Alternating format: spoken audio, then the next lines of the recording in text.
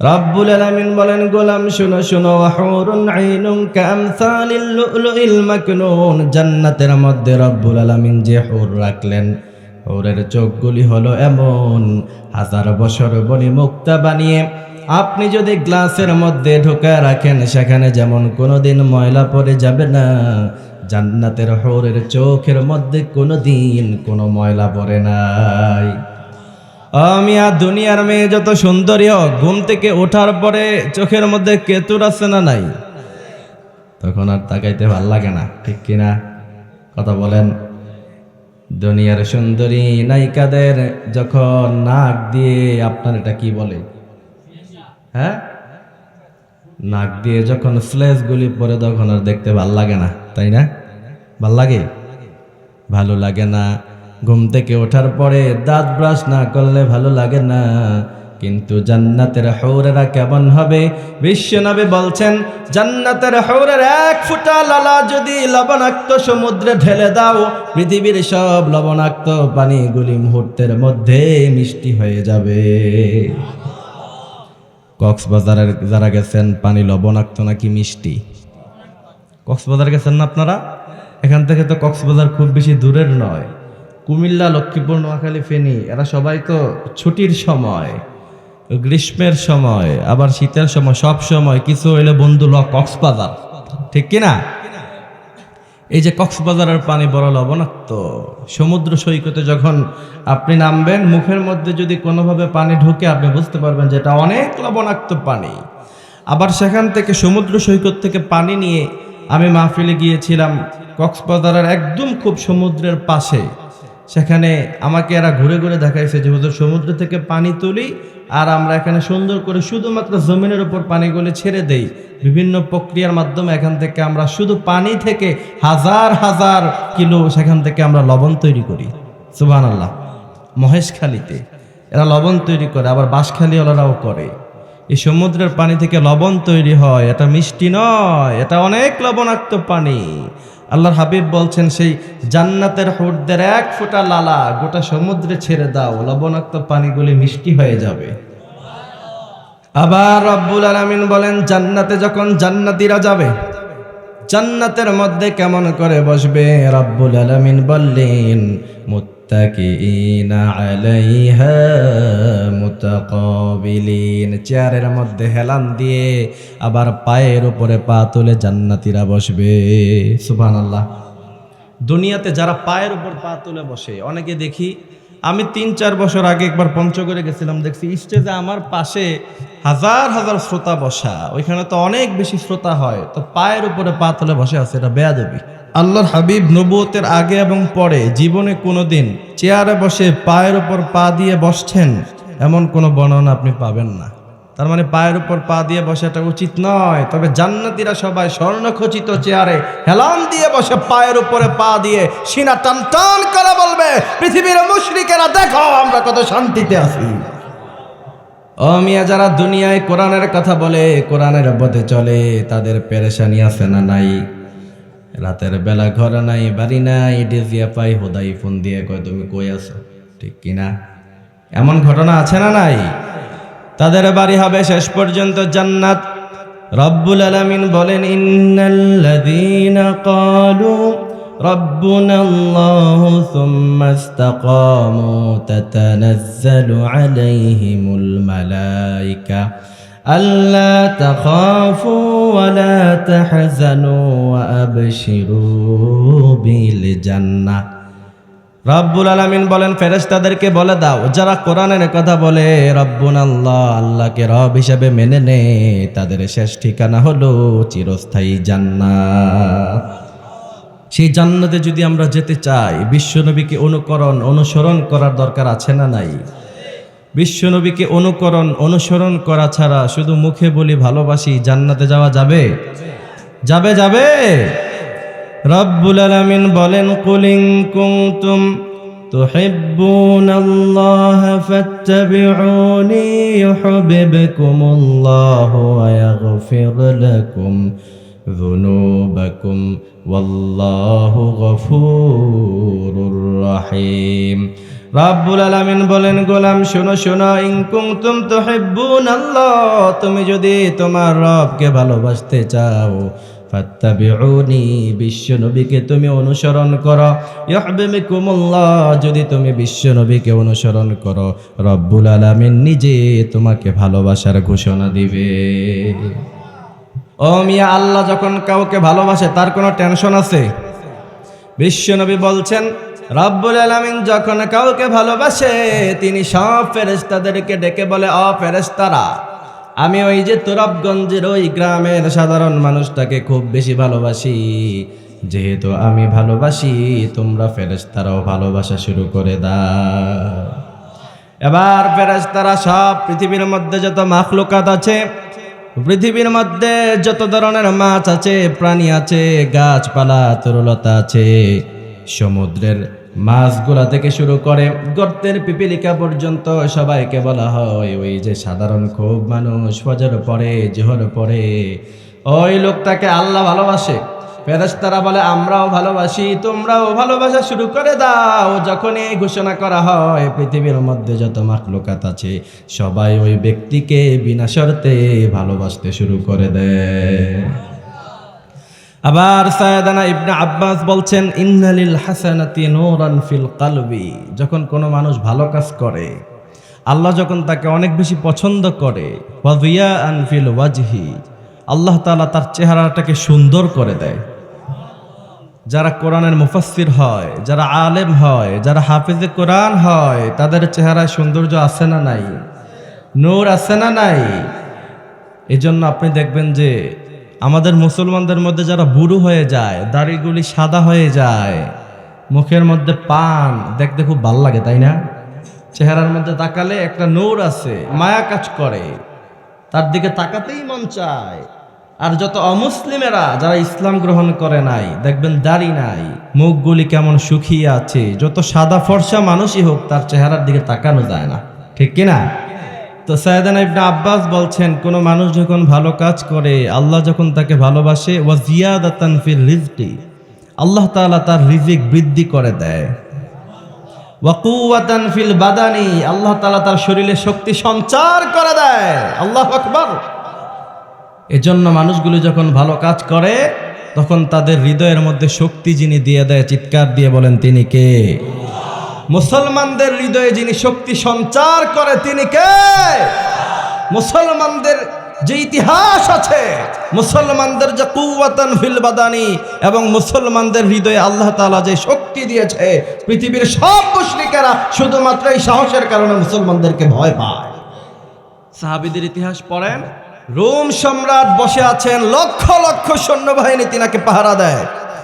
এমন সময় আল্লাহর হাবিবের এক দুর্বল সাহাবী জীর্ণ শীর্ণ ঘোড়া নিয়া, খোলা তরবারি নিয়া 2 লক্ষ সৈন্যবাহিনীর মাঝখান দিয়ে ঢুকে রোম প্রেসিডেন্টকে বলেছে, হয়তো ইসলাম গ্রহণ করো, নাহলে কল্লা উড়াইয়া দিব। আল্লাহু আকবার। আজকে মুসলমানেরা পশ্চিমা সভ্যতাকে ভয় পায়, আজকের মুসলমানেরা আমেরিকাকে ভয় পায়। পৃথিবীর মুসলমানেরা শোনো, যতদিন আমেরিকাকে ভয় পাবা ততদিন আমেরিকার পা চাটা ছাড়া বিকল্প কোনো রাস্তা নাই। পৃথিবীর ইতিহাস পড়ে দেখেন, একটা সময় বলা হতো সোভিয়েত ইউনিয়ন তার এত ক্ষমতা, তার অস্ত যায় না সূর্য।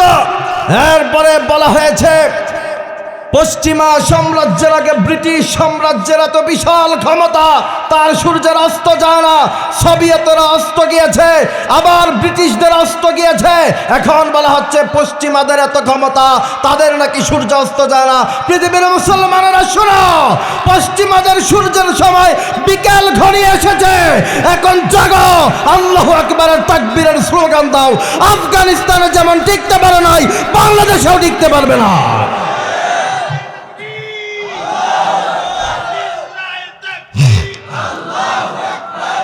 আমেরিকা মাঝে মধ্যে আফগানিস্তানকে এখনো পর্যন্ত নাড়াচাড়া দিতে চায়। আফগানিস্তানের মন্ত্রীরা বলছে আমেরিকাকে আমরা বৃদ্ধাঙ্গুলি দেখাই, আমেরিকাকে কোনো মুসলমানদের কোনো টাইম না, ঠিক কিনা? শেষ হয়ে যাবে। পৃথিবী নিয়ে যারা গবেষণা করছে এরা বলছে যে পশ্চিমা সাম্রাজ্য আমেরিকার যে পাওয়ার, যে ক্ষমতা, তার সন্ধ্যা ঘনিয়ে এসেছে, যে কোনো সময় সূর্য অস্ত চলে যাবে। আর তারপরে পশ্চিমা সাম্রাজ্যের পরে গোটা পৃথিবীর সাম্রাজ্য যারা সুপ্রিম পাওয়ারে থাকবে তারা হচ্ছে মুসলমান। সুবহানাল্লাহ পড়ে। কারণ মুসলমানদের হৃদয়ে শক্তি যিনি দেয় তিনি কে? যদি মুসলমানদের শরীরে শক্তি না দেওয়া হতো, তোরাবগঞ্জের মুসলমান শোনেন, আমি জানি না আপনারা কোন দল করেন, আওয়ামী লীগ করেন নাকি বিএনপি করেন, জামাত করেন, আমি কিচ্ছু জানি না, কিন্তু আমি কি আমার কথা বলতে পারবো? হ্যাঁ, নাকি ঝামেলা আছে? 2013 সনের 5 মে শাপলা চত্বরে পরবর্তীতে রিপোর্ট এসেছে 1,63,000 বুলেট ছাড়া হয়েছে মুসলমানদের উপরে, এরপরে মুসলমানদেরকে দবাতে পারে নাই। তাদের থেকে শিক্ষা গ্রহণ করেন। এখনো শুনছি বাংলাদেশের অনেক তাফসীর মাহফিল বন্ধ করে দেওয়া হচ্ছে। শিক্ষা গ্রহণ করেন।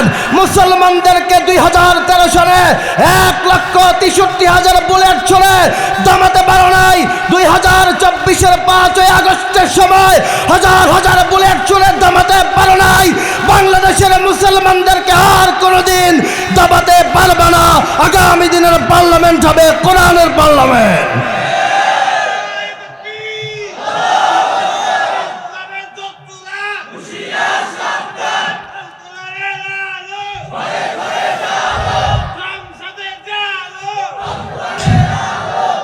এই বিপ্লব করার জন্য আপনাদেরকে প্রয়োজন আছে না নাই? যুবকদের প্রয়োজন আছে না নাই?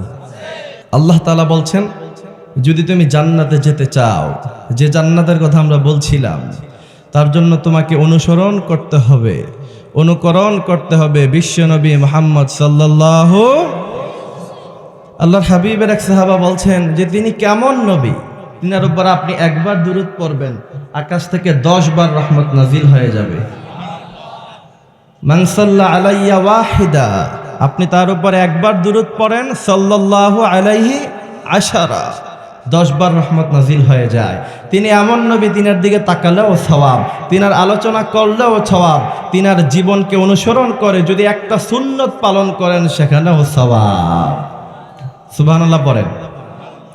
তিনি এমন নবী, আপনি যখন পানি খাবেন, তিনি কিভাবে পানি খেতেন? তিনি পেয়ালা দিয়ে পানি খেতেন, তিনি 3 ঢুকে পানি খেতেন। আপনি যদি এইভাবে খান, শুধু পানি খাবেন তা নয়, পানি খাওয়ার সাথে সাথে সওয়াব দিয়ে যিনি ভরপুর করে দিবে তিনি কে? সাহাবী বলছেন তিনি এমন নবী যিনি কি করে ওয়াশরুমে যেতে হয়, ওয়াশরুম থেকে বের হতে হয়, আবার কিভাবে স্ত্রীর সাথে আলাপ আলোচনা করতে হয়, সমাজ পরিচালনা কিভাবে করতে হয়, কিভাবে পার্লামেন্ট চালাতে হয়, একাধারে মাত্র 23 বছর জীবনে তিনি পৃথিবীর সমস্ত মানুষদেরকে শিখায় গেছেন। মিয়া শুধু মসজিদে যখন জিলাপি বিতরণ করলেন ওই সময় বিশ্বনবীকে মানলেন, কিন্তু রাজপথে যখন স্লোগান দিলেন ওই সময় নবীরে খুঁজে পাওয়া যায় না। ঠিক কিনা? এজন্য রব্বুল আলামিন বলেন, কুল ইন কুনতুম তুহিব্বুনাল্লাহা ফাত্তাবিউনি ইউহিব্বুকুমুল্লাহু ওয়া ইয়াগফির লাকুম যুনুবাকুম ওয়াল্লাহু গফুরুর রহিম।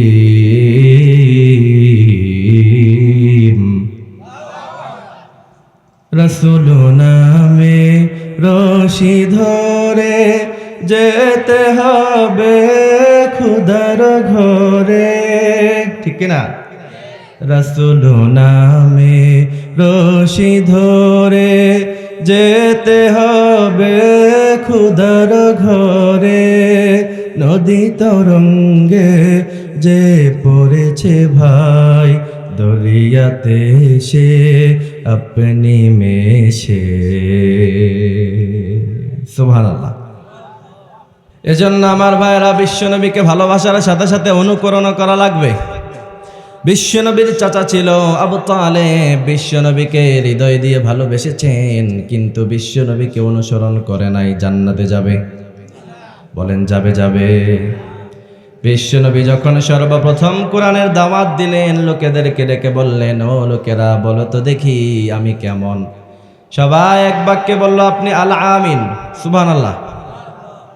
আপনার 40 বছরের জীবন দেখছি, জীবনে কোনোদিন আপনি কাউকে গালি দেন নাই, জীবনে কোনোদিন কারো সম্পদ মারেন নাই, জীবনে কোনোদিন কাউকে কটু কথা বলেন নাই। আপনার মতো ভালো মানুষ গোটা পৃথিবীতে আরেকজন খুঁজে পাওয়া যাবে না। বিশ্বনবী তখন লোকেদেরকে ডেকে বললেন, ইয়া কওমি ইবুদুল্লাহা মা লাকুম মিন ইলাহিন গায়রু। বিশ্বনবী বললেন, ইয়া কওমি উবুদুল্লাহ, তোমরা ইবাদত করবা এক আল্লাহর, মা লাকুম মিন ইলাহিন গায়রু, আল্লাহ ছাড়া অন্য কারো ইবাদত করা যাবে যাবে যাবে। বিশ্বনবী যখন আরবের লোকদেরকে এই কথা বললেন, গোটা আরব ফুঁসে উঠল। বিশ্বনবীকে যারা এতক্ষণ ভালো বলছিল, বিশ্বনবীকে যারা এতক্ষণ পর্যন্ত অনেক মায়া মহাব্বত দেখালো, এরা আর মায়া মহাব্বত দেখায় না। তো বিশ্বনবী তো আর থামে না, কোরআনের দাওয়াত তিনি দিচ্ছেন, দুই একজন করে মানুষ মুসলমান হচ্ছে। এবার সবাই মিলে সিদ্ধান্ত নিল, আমি ঢুকে যাচ্ছি আল্লাহর হাবিব সাল্লাল্লাহু আলাইহি সাল্লামের জীবনীর উপরে। খুব মনোযোগ দিয়ে শুনতে হবে। আল্লাহর হাবিবের শান ও মান, তিনার মর্যাদা সম্পর্কে আলোচনা করা হবে। আপনারা কথাবার্তা বলবেন, ওঠাউঠি করবেন, এটা কি ভালো দেখাবে? আল্লাহর হাবিব সিদ্ধান্ত নিলেন, যাই হোক আমি কোরআনের কথা বলেই যাব, আমি ইসলামের কথা বলেই যাব।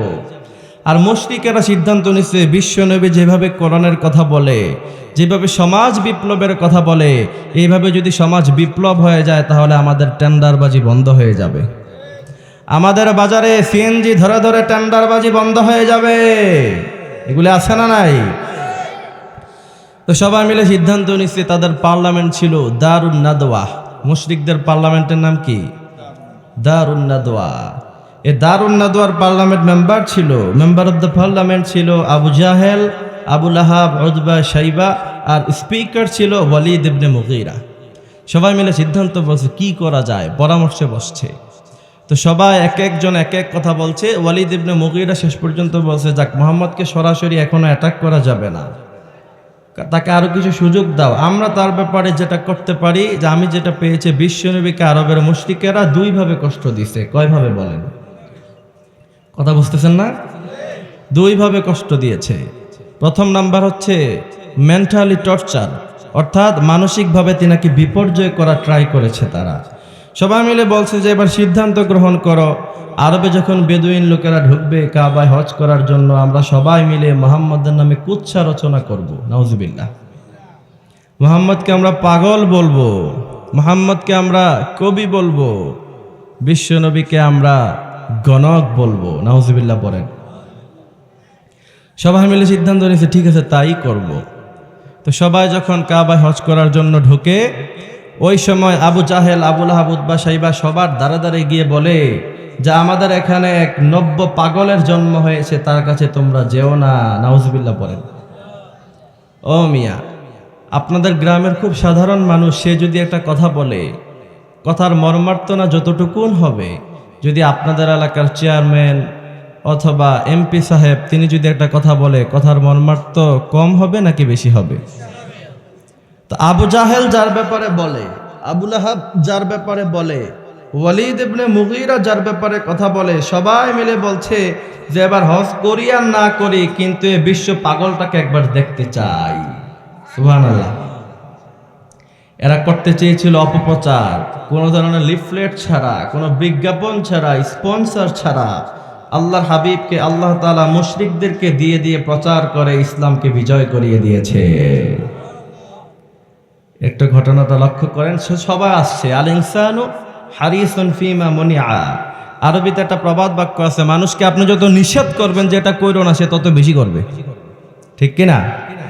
এবার লোকেরা কাবার চত্বরে আসছে, এসে দেখছে যে এত চমৎকার যার চেহারা, বিশ্বনবী কত সুন্দর ছিলেন, বিশ্বনবীর চাইতে সুন্দর মানুষ পৃথিবীতে কেউ আছে? আরবের মুশরিকেরা বলছে এত সুন্দর চেহারা, যার চেহারা চাঁদের সৌন্দর্যকে হার মানায়, এ আর যাই হোক পাগল হতে পারে না। সুবহানাল্লাহ পড়েন। আম্মা জানা আয়েশা বলছেন, শোনো, পৃথিবীর মধ্যে সবচাইতে সুন্দর মানুষ ছিল সাইয়েদানা ইউসুফ। জুলাইখা তার প্রেমে পড়ে যায়। এবার মিশরের মেয়েরা বলল, জুলাইখা কার প্রেমে পড়েছ? বড় বয়সে তোমারে ভীমরতি ধরছে নাকি? জুলাইখা বলল, একটু দেখাতে চাই, তোমরা দেখে যাও কেমন সুন্দর আমার ইউসুফ। কোরআন তার সূরা ইউসুফের মধ্যে বড় চমৎকার করে বর্ণনা করলেন যে সাইয়েদানা ইউসুফের সৌন্দর্য দেখতে গিয়ে ওই সময় মিশরের মেয়েদেরকে জুলাইখা বলেছিল, এই যে সুন্দর করাটা লেবু দিলাম, আর সুন্দর করে তোমাদের কাছে আমি একটা কেচি দিলাম অথবা ছুরি দিলাম, এই লেবুটাকে সুন্দর করে তোমরা স্লাইস করবা, কেটে দিবা। তো যখন বলছে 1 2 3 কাটতে শুরু করো, এমন সময় সাইয়েদানা ইউসুফকে বলছে, ইউসুফ ঘরের মধ্যে ঢুকো। তো সাইয়েদানা ইউসুফ যখন ঢুকছে তার সৌন্দর্যের দিকে তাকায়া ওই সময় মিশরের মেয়েরা লেবু কাটতে গিয়ে হাত কেটে ফেলেছিল। কোরআনে তার দলিল আছে না নাই? রব্বুল আলামিন বলেন, ওয়াকাত্তা'না আইদিয়াহুন্না ফিল আরদি, মিশরের মেয়েরা ওই সময় লেবু কাটতে গিয়ে হাত কেটে ফেলেছিল। আর আম্মা জান আয়েশা বলছেন, ও মিশরের মেয়েরা শোনো, পৃথিবীর মেয়েরা শোনো, পৃথিবীর মুসলমানেরা শোনো, মুশরিকেরা শোনো, তোমরা যদি আমার নবী বিশ্ব নবীকে দেখতা তাহলে তোমাদের হাত ওই কলিজাটাই কেটে খান খান করে দিতা। আবার আম্মা জান আয়েশা বলছেন, তোমাদের একটা সূর্য আছে, এই তুরাবগঞ্জে সূর্যের আলো আছে না নাই? উদিত হয় কখন? সকালবেলায়, ফজরের পরে, তাই না? আম্মা জান আয়েশা বলছেন, তোমাদের একটা সূর্য আছে, আমারও একটা সূর্য আছে, তোমাদের সূর্য উদিত হয় ফজরের নামাজের পরে, আর আমার সূর্য উদিত হয় এশারের নামাজের পরে। বিশ্বনবী যখন ঘরের মধ্যে আসে অনেক অন্ধকারের সময়, আম্মা জান আয়েশা বলছেন, বিশ্বনবীর চেহারার নূর এবং আনোয়ার এত চমৎকার ছিল, এত সুন্দর ছিল যে আমরা শুয়ের মধ্যে বিশ্বনবীর চেহারার নূরের আলো দিয়ে সুতা ঢুকিয়ে দিতে পারতাম। সৌন্দর্য কম না বেশি? এমন নবীর দিকে তাকায় মুশরিকেরা তো পাগল হয়ে গিয়েছে, আর যাই হোক পাগল হতে পারে না। সুবহানাল্লাহ। আবার আমি কোরআন রিসার্চ করে দেখেছি, বিশ্বনবীকে আরবের মুশরিকেরা 3টি গালি দিছে। কয়টা গালি? আরো জোরে বলেন। প্রথম নাম্বার হচ্ছে বিশ্বনবীকে এরা বলেছে পাগল।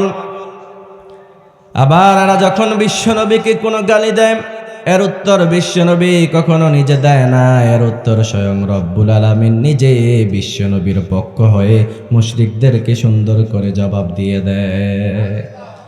রব্বুল আলামিন বলেন, মুহাম্মদরা পাগল বলেছে আপনাকে, আর আমি নিজেই বললাম, নুন ওয়াল কলমি ওয়া মা ইয়াসতুরুন মা আনতা বিনিআমাতি রাব্বিকা বিমাজনুন। ও মুহাম্মদরা আপনাকে পাগল বলে, আর আমি নিজে বললাম আপনি পাগল নন, আপনি কি ওয়া ইন্নাকা লাআলা খুলুকিন আযীম, আপনি পাগল নন, আপনি হলেন উত্তম চরিত্রের অধিকারী। রব্বুল আলামিন বলেন, মা আনতা বিনিআমাতি রাব্বিকা বিমাজনুন।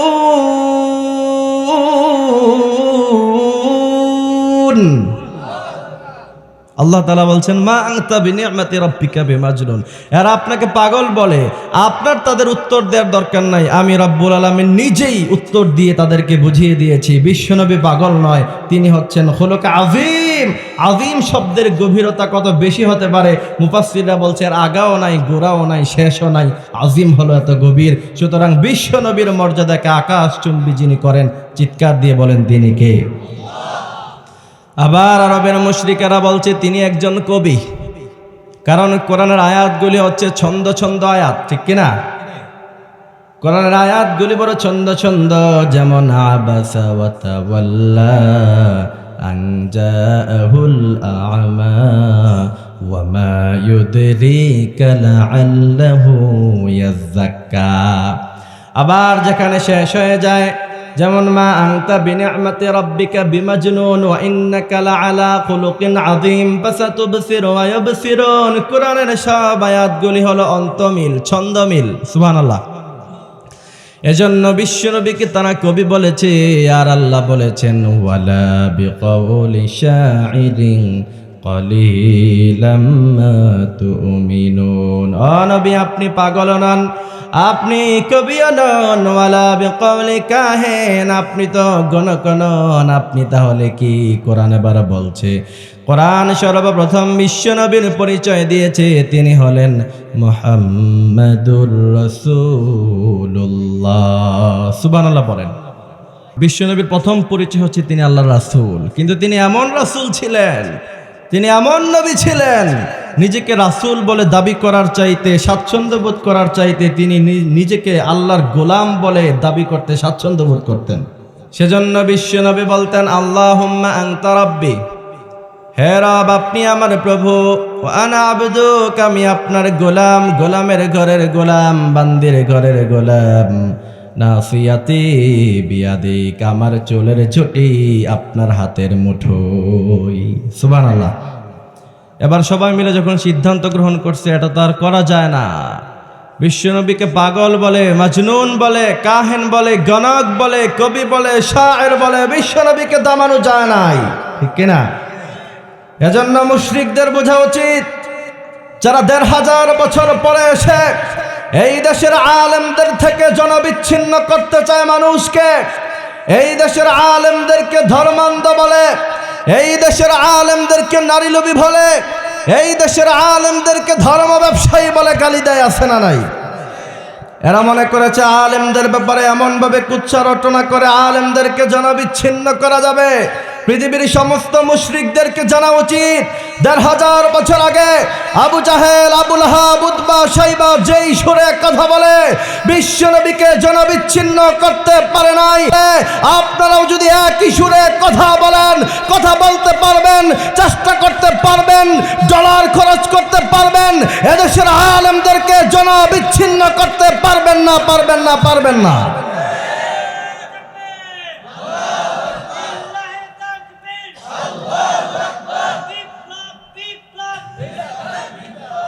স্লোগান দিতে হবে হাদির মতো। হাদি যখন স্লোগান দেয় তখন শুধু খালি গোটা বাংলাদেশ কাঁপে না, তখন দিল্লির দাদাবাবুদের কলিজা পর্যন্ত কেঁপে যায়।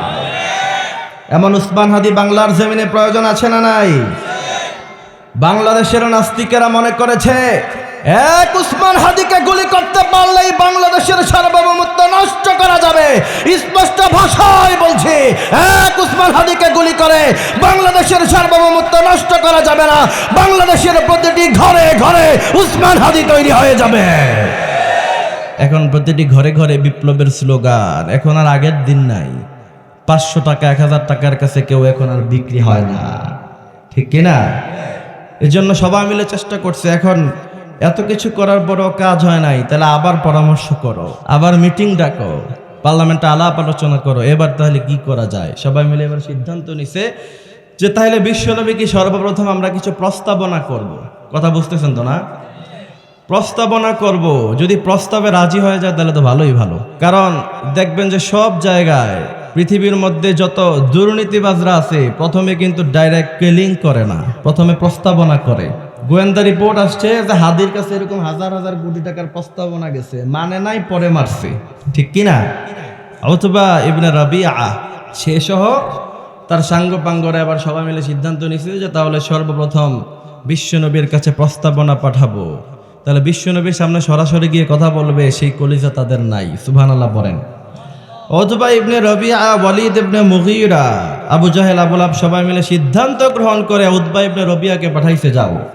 তার সাথে কিছু সাথী সঙ্গী দিয়ে পাঠাইছে, যাও আবু তালেবের কাছে যাও, আবু তালেবকে গিয়ে কিছু প্রস্তাবনা দিবা আর বলবা তিনার ভাতিজাকে তিনি যেন থামায়। আবু তালেবের কাছে উতবা ইবনে রাবিআ এসে বলছে যে আপনার ভাতিজাকে থামান, যদি থামাতে পারেন সবাই মিলে এত বেশি সম্পদ জমা করব যে আমাদের গোটা আরবের সবার কাছে যা সম্পদ আছে সবার সম্পদের চাইতে মুহাম্মদের সম্পদ বেশি হয়ে যাবে। যদি আপনি আপনার ভাতিজাকে বোঝাতে পারেন, আপনার ভাতিজার শেষ কথাই হবে গোটা আরব স্টেটের শেষ কথা, মানে আপনার ভাতিজাই হবে সুপ্রিম পাওয়ারের সর্বপ্রধান উপদেষ্টা। সে যা বলবে সবাই তা মেনে নেবে। আবু জাহেলও মানবে, ওয়ালিদ ইবনে মুগীরাও মানবে, উতবা ইবনে রাবিআও মানবে, সবাই মানবে। আর যদি তা না করেন তাহলে আবু তালেব শুনেন, ততক্ষণ পর্যন্ত আমরা আপনার সাথে যুদ্ধ করব, যতক্ষণ না পর্যন্ত আপনার ভাতিজাকে আপনি আমাদের হাতে তুলে দেন। তা আবু তালেব তো নন মুসলিম, তিনি ভাবছেন যে তাহলে কি করা যায়, তাহলে শুধু শুধু ঝগড়া বিবাদ লাগিয়ে তো কোনো কাজ নাই। ভাতিজা, এই প্রস্তাবনা আসছে, তুমি মেনে নাও। বিশ্বনবী বলছেন কি কি প্রস্তাব এসেছে। তো এই প্রস্তাবনাগুলো তিনার সামনে যখন উত্থাপন করা হয়েছে তখন তিনি স্পষ্ট ভাষায় বলেছে যে আকাশের সূর্যটা যদি আমার ডান হাতে এনে দাও, আকাশের আরেকটি চন্দ্র যদি বাম হাতে এনে দাও, আমি বিশ্বনবী কোরআন থেকে বিন্দু পরিমাণ পিছপা হব না। আর বিশ্বনবীকে যারা ভালোবাসে, বিশ্বনবীর জন্য যারা জীবন দেয়, তোমরা কি আগামী দিনে 1000 টাকার কাছে বিক্রি হয়ে যাবা? সিঙ্গারার কাছে বিক্রি হয়ে যাবা? চমুসার কাছে বিক্রি হয়ে যাবা? বিক্রি হওয়া যাবে না। তো বিশ্বনবী যেই কথা বলছেন, আপনি গোটা পৃথিবীর সমস্ত নেতা যারা আছে, লিডার যারা আছে, তাদের নিয়ে গবেষণা করেন যে পৃথিবীর কোনো লিডারের এত বড় কলিজা হয় না যে এত বিশাল অফার দেওয়ার পরে সে নিষেধ করে দেয়। তাহলে বিশ্বনবী যে বিশ্ব নেতা, এটার মধ্যে কোনো সন্দেহ আছে? আর আসতে বলেন আছে, আছে। এবার তাহলে কি করা যায়? মুশরিকেরা চিন্তা করছে তাহলে সরাসরি যদি এখন আমরা অ্যাটাক করি। ওয়ালিদ ইবনে মুগিরা বলছে সাবধান, এবং উরওয়া ইবনে মাসউদ রাদিয়াল্লাহু তাআলা আনহু আল্লাহর হাবিবের সামনে গিয়েছিলেন হুদাইবিয়ার সন্ধিখানে। হুদাইবিয়াতে যখন আল্লাহর হাবিবের সাথে সন্ধি হয় মুশরিকদের পক্ষ থেকে উরওয়া ইবনে মাসউদ রাদিয়াল্লাহু তাআলা আনহু আল্লাহর হাবিবের সাথে কথা বলেছিলেন মুশরিকদের পক্ষ থেকে। পরবর্তীতে উরওয়া ইবনে মাসউদ মুসলমান হয়েছেন। তিনি বলছেন যদি মুহাম্মদকে তোমরা সরাসরি রক্তাক্ত করতে চাও, তোমাদের শরীর নিয়ে আর মাথা একসাথে নিয়ে ঘরে ফিরতে পারবা না। সুবহানাল্লাহ বলেন। এখন যারা অমুসলিম তাদের হৃদয়ে ভয় আছে না নাই? এরা বোমকে ভয় পায়, ঠিক কিনা? এরা কামানকে ভয় পায়, এরা সবকিছুকে ভয় পায়। কিন্তু যারা ইসলাম মানে এরা কামানকেও ভয় পায় না, এরা বোমবিংকেও ভয় পায় না।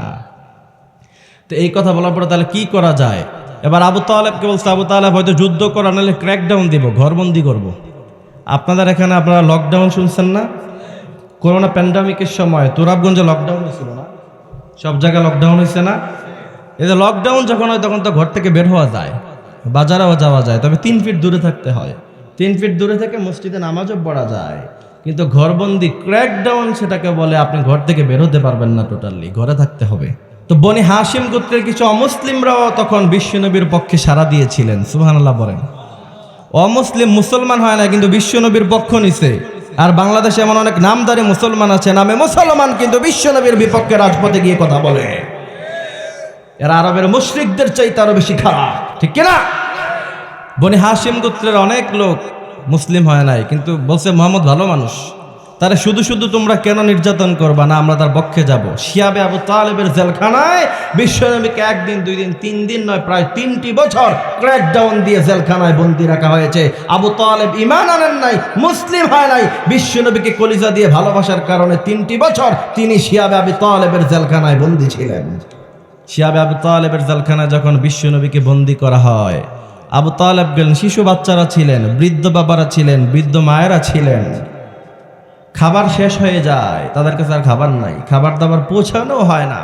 কিভাবে কষ্ট দিয়েছে আমার নবীকে, যিনি তায়েফে মায়ের খেয়েছেন, উহুদে মায়ের খেয়েছেন, তারপরেও বলেছেন ইয়া উম্মতি, কখনো উম্মতকে ভুলে যায় নাই। আমরা কি সেই নবীকে ভুলে যাব? বলেন ভুলে যাবেন? সাহাবারা বলছে খাবার যখন শেষ হয়ে যায়, তিনারা ছাগল যেমন করে পাতা খায়, গরু যেমন করে পাতা খায়, এমন করে তিনারা পাতা খেয়ে খেয়ে বাঁচতেন। আর তিনাদের মলমূত্র হতো ছাগলের মলমূত্রের মতো। এরপরে শেষ পর্যন্ত শিশু বাচ্চাদের কান্নার আওয়াজ দূরে ভেসে আসতো, তারপরে তারা মুশরিকদের সামনে বিন্দু পরিমাণ মাথাকে নত করে দেয় নাই। আবার আবু তালেব আল্লাহর হাবিবকে কেমন ভালোবাসতেন দেখতেন, শুধু মুখে মুখে ভালোবাসি আর হৃদয়ে ভালোবাসি, অনুকরণ না করলে যে জান্নাতে যাওয়া যাবে না, তার জ্বলন্ত প্রমাণ হচ্ছে আবু তালেব, ঠিক কিনা? আবু তালেব বিশ্বনবীকে বলছে, তুমি যে শিয়াবে আবু তালেবের জেলখানায় ক্র্যাকডাউনে আছো, রাতের বেলা যখন ঘুমাও, আমার কেন যেন সন্দেহ হয় যে মুশরিকরা রাতের বেলা সেখানে আক্রমণ করতে পারে। তাহলে তুমি আমার সিটে গিয়ে রাত্রেবেলা ঘুমাবা, রাতের মাঝ সময় আসলে, আর আমি রাতের মাঝ সময় আসলে আমি তোমার সিটে গিয়ে ঘুমাবো। মুশরিকরা হঠাৎ আক্রমণ করলে তোমাকে ভেবে আমি আবু তালেবকে মেরে ফেলবে, আমার জান দিয়ে হলেও আমি ভাতিজা তোমাকে রক্ষা করতে চাই। ভালোবাসা কম না বেশি? আরো জোরে বলেন, কম না বেশি? তো বিশ্বনবী এত ভালোবাসার পরেও তাকে আবু তালেব জান্নাতে যাবে? যাবে না। তার মানে কি বুঝলেন? হৃদয়ে ভালোবাসার সাথে সাথে অনুসরণ করার দরকার আছে না নাই? এই জন্য বাংলাদেশের মুসলমানদেরকে এগুলি বোঝা উচিত। শুধুমাত্র আপনি জিলাপি খেলেন, মিষ্টি খেলেন, সিন্নি বিতরণ করলেন, আর আপনি গরুর বিরিয়ানি ইচ্ছা মতো বিতরণ করে আপনি বিশ্বনবীর আশেক দাবি করলেন। শুধুমাত্র সিন্নি খেলে, বিরিয়ানি খেলে আর শুধু পোলাও মুরগি খেলে বিশ্বনবীর খাঁটি সুন্নি হওয়া যায় না। শুধু তা করলেই খাঁটি মুসলমান হওয়া যায় না। যদি কেউ খাঁটি মুসলমান হতে হয়, হযরতে সুমাইয়া, খুবাইব, খাব্বাব, আবু তালহার মতো জমিনে রক্ত ঢেলে দিয়ে মুসলমান দাবি করতে হয়। তা আবু তালেব এবার এসে বলছে, মুশরিকরা শোনো, আমার ভাতিজা আমার কাছে একটা খবর দিছে। কি খবর? সাইয়েদনা জিব্রাইল বিশ্বনবীর কাছে খবর পাঠিয়েছে, যেই কাগজ অথবা লেটারের মধ্যে এই কথা লেখা হয়েছে যে শিয়াবে আবু তালেবের জেলখানায় বন্দি করা হবে। মুশরিকদের সাথে, আরবের সব গোত্রের সাথে তাদের বেচা কেনা, তাদের বিবাহ শাদী, খাবার আদান প্রদান করা সব বন্ধ হয়ে যাবে। যেই কাগজে তোমরা লিখছো, আবু তালেব বলছে সেই কাগজ তো সব কীট পতঙ্গ খেয়ে সারকার করে দিছে, শুধু সেখানে আল্লাহর নাম বাকি আছে। মুশরিকদেরকে আবু তালেব বলছে, আমার ভাতিজা যেই কথা বলেছে সাইয়েদনা জিব্রাইলের মাধ্যমে বিশ্বনবী জানতে পেরেছেন। তা আবু তালেব বলছে, যদি সেই কথা সত্য হয় তাহলে তোমরা আমাদেরকে ছেড়ে দিবা। মুশরিকরা বলছে, ঠিক আছে, যদি সেই কথা সত্য হয় তাহলে ছেড়ে দেওয়া হবে। পরে মক্কার চত্বর থেকে সেই কাগজকে এনে দেখা গেছে যে সেখানে আল্লাহর নাম ছাড়া আর কিচ্ছু বাকি নাই, সব কীট পতঙ্গ খেয়ে সারকার করে দিয়েছে। আল্লাহ যদি কাউকে ধ্বংস করতে চায়, কামানের প্রয়োজন পড়ে, মিসাইলের প্রয়োজন পড়ে? রব্বুল আলামিন বলেন, কামানেরও প্রয়োজন নাই, মিসাইলেরও প্রয়োজন নাই। ফেরাউনের মতো বিশাল বড় ক্ষমতাধর লোক 400 বছর ক্ষমতায় পানির মধ্যে চুবায়া চুবায়া যিনি মারলেন, চিৎকার দিয়ে বলেন তিনি কে? আবার রব্বুল আলামিন বলেন, গোলাম শুনো শুনো, فَالْيَوْمَ نُنَجِّيكَ بِبَدَنِكَ لِتَكُونَ لِمَنْ خَلْفَكَ آيَةً وَإِنَّ كَثِيرًا مِنَ النَّاسِ عَنْ آيَاتِنَا لَغَافِلُونَ। আল্লাহ বলছে, ফেরাউনকে পানির নিচে চুবাইয়া দৃষ্টান্ত উপস্থাপন করছি, পৃথিবীর সমস্ত স্বৈরাচাররা সেখান থেকে শিক্ষা গ্রহণ করো। আবার নমরুদকে শুধুমাত্র মশা অথবা মাছি দিয়ে মেরে দৃষ্টান্ত উপস্থাপন করেছি, শিক্ষা গ্রহণ করো। আবার কারুন, তারা তো বিশাল সম্পদ ছিল, মাটির নিচে দাবিয়ে দিয়ে দৃষ্টান্ত উপস্থাপন করেছি, শিক্ষা গ্রহণ করো। এরপরও পৃথিবীর স্বৈরাচারেরা শিক্ষা গ্রহণ করতে পারে না, ঠিক কিনা? এরপরও তারা শিক্ষা গ্রহণ করতে পারে না। এই দেশে 7 খুনের আসামিকে যখন ধরা হয় তখন কোমরে রশি পাওয়া যায় না, কিন্তু এই দেশে অসংখ্য আলেমের উস্তাদ আল্লামা মামুনুল হককে যখন জেলখানায় নেওয়া হয়েছে, কোমরে রশি বেঁধে নেওয়া হয়েছে, সেই অধিকার বাংলাদেশের মুসলমান তোমাদেরকে দেয় নাই, ঠিক কিনা? আলেমদেরকে যখন জেলখানায় নেওয়া হয়, কোমরে রশি আছে না নাই? এদেশের একজন বিখ্যাত আলেম ছিলেন, 13টি বছর জেলখানায় বন্দী ছিলেন। তিনাকে 13টি বছর কেন জেলখানায় বন্দী রাখা হয়েছিল, সেই অধিকার বাংলাদেশের মুসলমান তাদেরকে দেয় নাই, ঠিক কিনা? আপনারা জানেন না একজন আলেম, তার নাম কি? কয় বছর ছিলেন? 13 বছর জেলখানায় বন্দী ছিলেন। তার থেকে বোঝা যায় শুধুমাত্র নামাজ পড়লে আর তাসবিহ পড়লেই মুসলমান হওয়া যায় না। আবু হানিফা তিনি নিজেও 10 বছর জেলখানায় বন্দী ছিলেন, ঠিক কিনা? এই জন্য যারা কোরআনের জন্য জীবন দেয়, আল্লাহর হাবিব নিজে যেখানে 3 বছর জেলখানায় বন্দী ছিলেন, সেখানে আমি আর আপনি কলিমুদ্দিন সলিমুদ্দিন কে মিয়া? আল্লাহর হাবিব শিয়াবে আবু তালেবের জেলখানা থেকে বের হয়ে আসলেন। কিছুদিন পরে তিনার যে চাচা আবু তালেব জান বাজি রেখে তিনাকে বাঁচালো। আবু তালেব কিছুদিন পরে দুনিয়া ত্যাগ করে চলে গিয়েছে। এর কিছুদিন পরে আম্মাজান খাদিজা রাদিয়াল্লাহু তাআলা আনহা, বিশ্বনবীর সবচাইতে দুঃসময়ের যে মানুষ ছিলেন, সবচাইতে খারাপ সময়ে বিশ্বনবীর পক্ষ নিয়েছিলেন, টাকা দিয়ে, সম্পদ দিয়ে, ব্রেন দিয়ে, মেধা দিয়ে, সব কিছু দিয়ে। আম্মাজান খাদিজাও কিছুদিন পরে বিদায় হয়ে চলে গেছে। বিশ্বনবীর হৃদয়ে অনেক মন খারাপ নিয়ে তিনি গিয়েছিলেন তায়েফের ময়দানে দাওয়াত দিতে, কিন্তু তায়েফের মুসলমানেরা তার দাওয়াত গ্রহণ করেনি, রক্তাক্ত করেছে। আবার বিশ্বনবীর রক্তগুলি যেন জমিনে না পড়ে যায়, তিনি পাগড়ি মুবারক খুলে রক্তগুলো মুছতে লাগলেন। এরপরে বিশ্বনবী দাওয়াত দিতে থাকলেন, সাহাবারা মুসলমান হতে লাগলেন। মুসলমানরা, সাহাবারা আল্লাহর হাবিবকে কেমন ভালোবাসতেন। আল্লাহর হাবিবের এক সাহাবা ছিলেন নুসাইবা রাদিয়াল্লাহু তাআলা আনহা, উপনাম হচ্ছে উম্মে আম্মারা। এই নুসাইবা রাদিয়াল্লাহু তাআলা আনহা উহুদ যুদ্ধের সময় সেখানে কাজে ব্যস্ত ছিলেন, কারণ ওই সময় আরবের ওই সময় যখন যুদ্ধ হতো তখন নারীরাও যুদ্ধের ময়দানে পাশের জায়গাতে থাকতেন, থেকে পানি সরবরাহ করতেন, খাবার রান্না করতেন। মুজাহিদরা যারা জিহাদের ময়দানে ঝাঁপিয়ে পড়েছে তাদের জন্য খাবারের বন্দোবস্ত করতেন, পানির ব্যবস্থা করতেন। কেউ প্রচণ্ড অসুস্থ হলে তাদেরকে নার্সিং করে সুচিকিৎসা দিতেন। নুসাইবা রাদিয়াল্লাহু তাআলা আনহা সেই কাজে নিয়োজিত ছিলেন। হঠাৎ করে উহুদ ময়দান থেকে খবর আসলো যে বিশ্বনবীকে মুশরিকেরা শহীদ করে দিয়েছে, বিশ্বনবী দুনিয়ায় নাই। নুসাইবা রাদিয়াল্লাহু তাআলা আনহা এই কথা শোনার পরে তিনি মুহূর্তের মধ্যেই তিনার হাতের মধ্যে যে পানির মাস্ক ছিল এটাকে তিনি ছিটকে ফেলে দিলেন। আল্লাহু আকবার। মুহূর্তের মধ্যেই তিনি রাঙ্গা তরবারি খাম থেকে বের করে জিহাদের ময়দানে ঝাঁপিয়ে পড়ে আর চিৎকার মেরে বলেছিলেন, আরবের মুশরিকেরা শোনো, বিশ্বনবীকে তোমরা শহীদ করবা, আমি নারী সাহাবী নুসাইবা উম্মে আম্মার, আমি এটা বরদাস্ত করব না। মুসলমানেরা শোনেন, একজন নারী সাহাবীর মতো ইমান যদি, তেজোদ্দীপ্ত ইমান যদি বাংলাদেশের মুসলমানদের থাকে, তাহলে বাংলাদেশের মুসলমানদের আর মায়ের খাওয়া লাগবে না।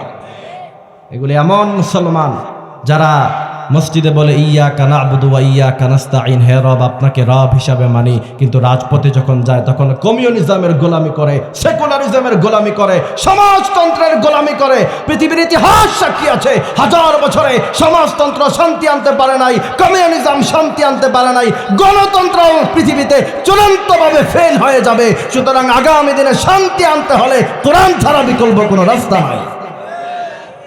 তো নুসাইবা রাদিয়াল্লাহু তাআলা আনহা তিনি যখন জিহাদের ময়দানে ঝাঁপিয়ে পড়লেন, অনেকগুলি মুশরিককে তিনি কতল করে পৃথিবী থেকে বিদায় করে জাহান্নামে পাঠিয়ে শেষ পর্যন্ত তিনি জান্নাতি হয়ে গেলেন, তিনি শহীদ হয়ে গেলেন। আল্লাহর হাবিব পরবর্তীতে যখন উহুদ ময়দানের কথা স্মরণ করতেন, সাহাবাদের সামনে বক্তৃতা করতেন, ওই সময় আল্লাহর হাবিব বলতেন, উহুদের প্রচন্ড সেই বিপদের সময় আমি যখন দেখলাম যে মুশরিকেরা আমার দিকে চতুর্দিক দিয়ে তীর ছুড়ছে, মুশরিকেরা চতুর্দিক দিয়ে আমার দিকে ধনুক ছুড়ছে, আমি একবার ডানে তাকাই, সেখানে দেখি নুসাইবা। সুবহানাল্লাহ বলবেন না? আল্লাহর হাবিব ১৫০০ বছর আগে বলছেন, উহুদের প্রচন্ড বিপদের সময় আমি যখন দেখলাম মুশরিকরা আক্রমণ করে, আমি বামে তাকাই, দেখি নুসাইবা আমাকে রক্ষা করে। আমি যখন সামনে তাকাই দেখি নুসাইবা আমাকে রক্ষা করে, আমি যখন পিছনে তাকাই তখন দেখি নুসাইবা আমাকে রক্ষা করে।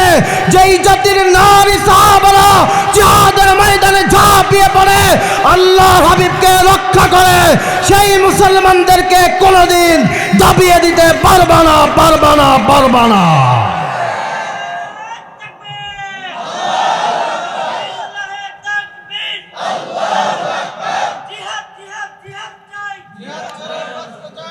ফিলিস্তিনের শিশু বাচ্চার যে ইমান মুসলমান, ইসরায়েলের নেতানিয়াহু তার সৈন্যবাহিনী নিয়ে যখন বিশাল বড় কামান ছাড়ে, মিসাইল ছাড়ে, প্যালেস্টাইনের শিশু বাচ্চারা নারায়ে তাকবীরের স্লোগান দিয়ে, ইট আর পাটকেল দিয়ে সেগুলিকে জবাব দেয়।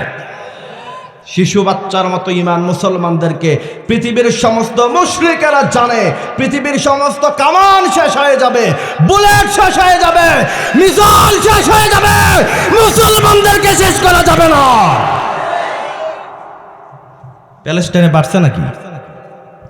আফগানিস্তানে ২০ বছর এত ডলার খরচ করলো, এত সৈন্যবাহিনী খরচ করলো, এত কিছু তারা ব্যয় করেছে, আফগানিস্তান থেকে রাতের আধারে কোন রকম পালায়া গেছে। এরপরে প্যালেস্টাইনে একটা সময় খুঁজছে কোথায় কোন কারণে কোনো ফাঁকি দিয়ে সেখান থেকে যেন বের হওয়া যায়, কারণ ডলার খরচ করতে করতে, সম্পদ খরচ করতে করতে আর কত করবে, ক্লান্ত হয়ে পড়েছে। সুবহানাল্লাহ পড়ে। এরা মারতে মারতে ক্লান্ত হয়, আর মুসলমানরা মার খেতে খেতে ক্লান্ত হয় না, ঠিক কিনা? আবু বকর রাদিয়াল্লাহু তাআলা আনহু প্রথম জীবনে যখন মুসলমান হলেন, মুশরিকরা তেনাকে এমন ভাবে মেরেছে, দেদারসে মারার কারণে মুশরিকরা ভেবেছে যে আবু বকর রাদিয়াল্লাহু তাআলা আনহু হয়তোবা শহীদ হয়ে গেছে। তিনাকে কাপড় এভাবে পেঁচিয়ে দিয়ে পাঠানো হয়েছে তিনার বাসায়। আবু বকর রাদিয়াল্লাহু তাআলা আনহু, তিনাকে মুশরিকরা ভাবছে যে তিনি মারা গেছে। তো মানুষ যখন মারা যায় তখন আমরা দাফন করি না, কাপড় দিয়ে পেঁচাই। রাস্তাঘাটে কেউ মারা গেলে দেখবেন যে যখন বাহিনীর লোকেরা আসে, পুলিশ বাহিনী যখন আসে, তখন কিন্তু কাপড় দিয়ে মুচড়িয়ে তারপরে প্যাকেট করে তারপরে নিয়ে যায়। তা আরবের মুশরিকেরা সাইয়েদানা আবু বকর রাদিয়াল্লাহু তাআলা আনহুকে এভাবে প্যাকেট করে দিনার বাসায় পাঠাইছে, নাউজুবিল্লাহ বলেন। তো সেখানে যাওয়ার পরে আবু বকর রাদিয়াল্লাহু তাআলা আনহু তো মরে নাই, শহীদ হয় নাই, কিন্তু যাকে বাঁচায় আল্লাহ তাকে কেউ মারতে পারে বলেন? আবু বকর রাদিয়াল্লাহু তাআলা আনহু নড়ে চড়ে উঠছে। এবার যখন নড়ে চড়ে উঠছে, মুশরিকরা সামনে, বলে দেখি কি বলে। সাইয়েদানা আবু বকরের যখন জ্ঞান মাথার মধ্যে ফিরে এসেছে, সর্বপ্রথম তিনি যে বাক্য বলেছেন, সমস্ত মুশরিকরা সেখানে ক্লান্ত হয়ে সেখান থেকে ফিরে গেছে।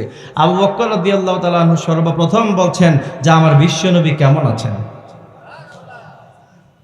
মুশরিকরা বলছে হায়রে পাগল, এত মারা মারলাম, এরপরও এই কথা বলো। ক্লান্ত হয়ে সেখান থেকে তারা যা ছেড়ে দিলাম, আর কত মারবো, এই কথা বলে তারা সেখান থেকে ভেগে গেছে। আবু বকর রাদিয়াল্লাহু তাআলা আনহুর আম্মা নন মুসলিম ছিলেন, অমুসলিম ছিলেন, খাবার সামনে আসছেন, পানি আনছেন। আবু বকর রাদিয়াল্লাহু তাআলা আনহু বলছেন, সাবধান, এক ফোঁটা পানিও খাবো না যতক্ষণ না পর্যন্ত আমার নবীকে আমি দু চোখ ভরে দেখব। শেষ পর্যন্ত উম্মে জামিল ছিল এক মহিলার নাম, তাকে নিয়ে আবু বকর রাদিয়াল্লাহু তাআলা আনহুর আম্মা যান, তিনারা দুইজন আবু বকরকে কাঁধে ভর করে নিয়ে বিশ্বনবীর সামনে রাখলেন। তিনি বলেছেন, পৃথিবীর সমস্ত মুসিবত আমার মাথার উপর দিয়ে চলে গেছে। এমন ভালোবাসার নজরানা পেশ করার দরকার আছে না নাই?